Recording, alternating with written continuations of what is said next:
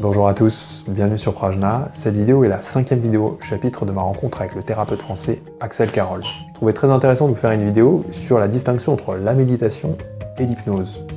Ce sont deux pratiques qui en apparence se ressemblent mais qui au fond sont radicalement différentes. Je trouve très juste l'image que prend Axel dans cette vidéo, celle d'un prisonnier dans sa cellule.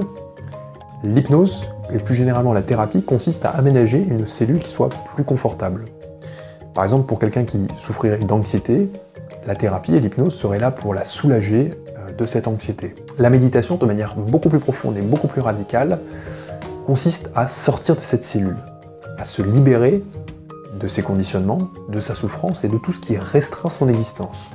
Donc si je reprends par exemple l'exemple de la personne qui souffre d'anxiété, la méditation ne serait pas là pour l'aider à soulager ses symptômes, mais à transformer de manière profonde son existence pour que cette personne puisse se réharmoniser totalement avec ce qu'elle est, et du coup, de fait, le symptôme anxieux disparaîtrait. Voilà, donc dans cette vidéo, Axel nous montre de manière très juste la distinction entre ces deux pratiques, et il nous parle aussi de liberté, de libération, et de quelle liberté il s'agit d'atteindre dans la méditation.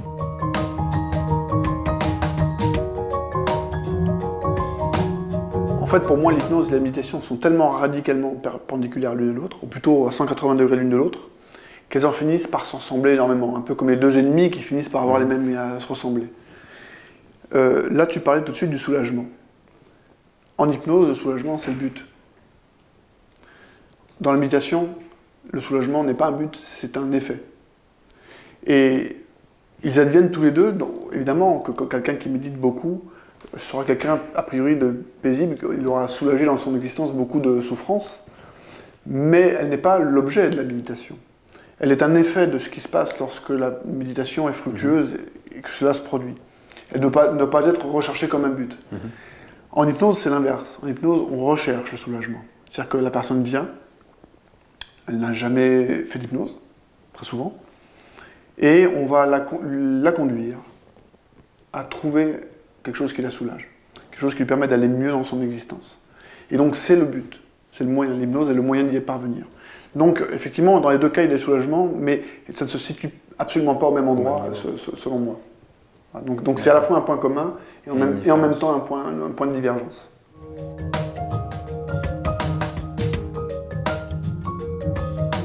Quelqu'un qui va pas bien, c'est quelqu'un qui est dans un contexte hypnotique, son existence.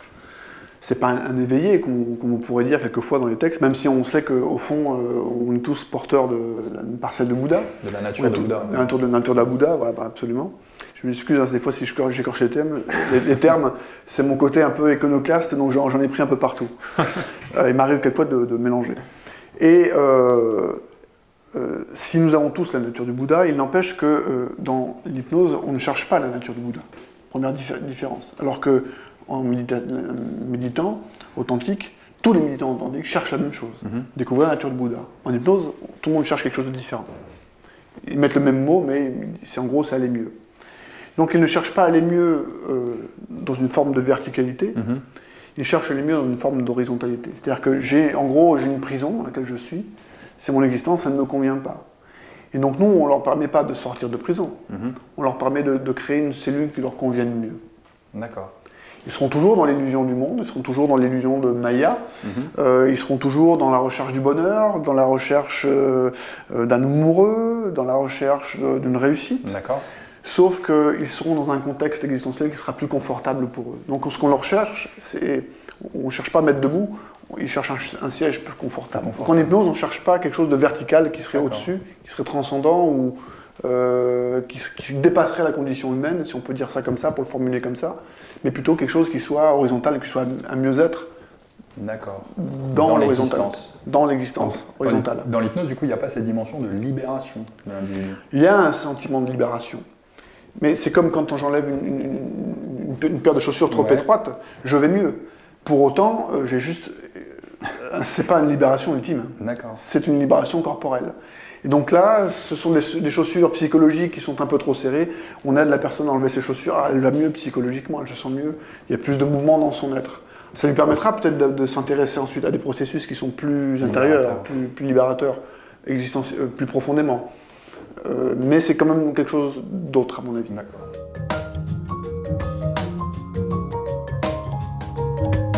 Celui qui est en prison, sa liberté à lui consistera à sortir de la cellule.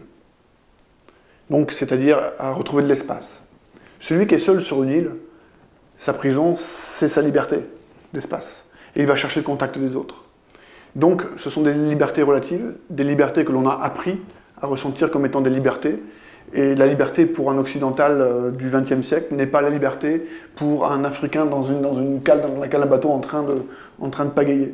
Et donc la liberté pour un Papou n'est pas la même chose que pour... Donc c'est une liberté culturelle. Et à ces libertés culturelles correspondent pourtant authentiquement des sentiments réels de liberté. Ils le ressentent vraiment comme étant une liberté.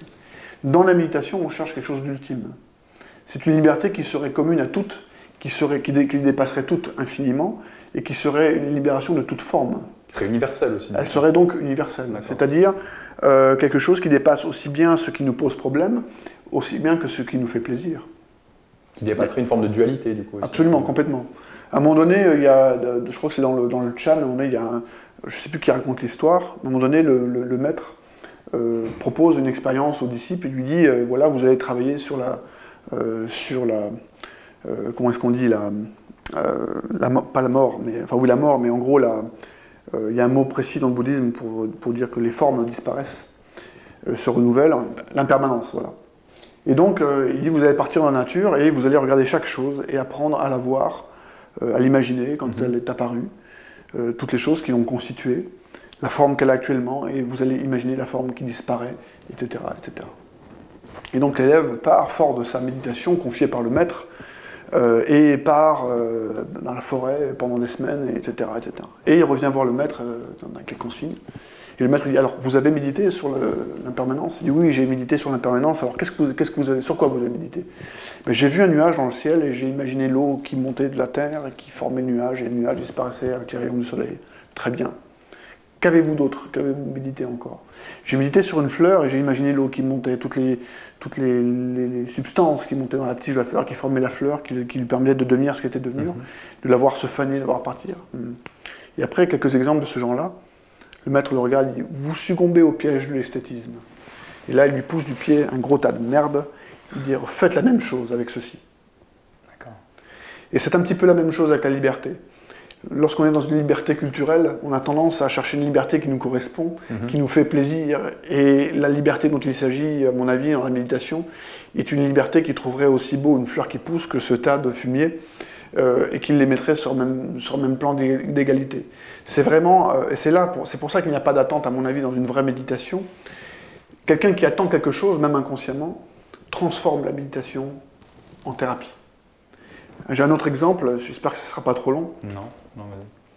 Si on prend deux moines zen qui sont assis l'un à côté de l'autre, qui sont assis sur leurs coussins, sur leurs afous, bien droits, en train de respirer, peut-être de compter les respirations, on parle de Susokan dans le Renzai, dont ils comptent, etc.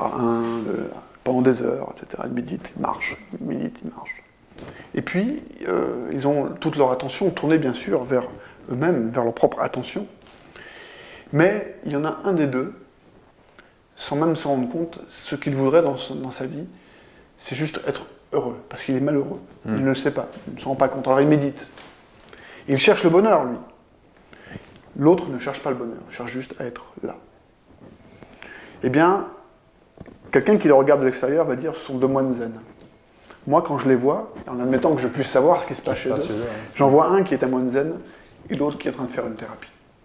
Ce qui détermine finalement la nature de la pratique, de dire c'est de la méditation ou de l'hypnose ou de la thérapie, c'est pas tellement la technique, c'est surtout ce qui est attendu par celui qui pratique. L'intention. L'intention. Et si on est capable d'être au clair, d'être tout à fait authentique avec notre attention, quelle qu'elle soit, si elle n'est pas d'abord reconnue, à mon avis, il n'y a aucune méditation possible. Sinon, on va se mystifier soi-même. Si on n'est pas un petit peu familiarisé avec les forces archaïques qui nous habitent, avec les attentes inévitables que le corps amène, si on n'est pas au fait avec sa sexualité, si on n'est pas au fait avec le principe de la reconnaissance des autres. Les gens disent non, moi la reconnaissance des autres, c'est pas important. C'est pas vrai la plupart du temps. J'ai jamais rencontré quelqu'un qui n'avait un minimum, un petit peu d'attention vis-à-vis des autres. Donc tout ça compte. Mais une fois qu'on a reconnu tout ça, à ce moment-là, on peut être au clair et on peut être en paix avec ça et passer à autre chose.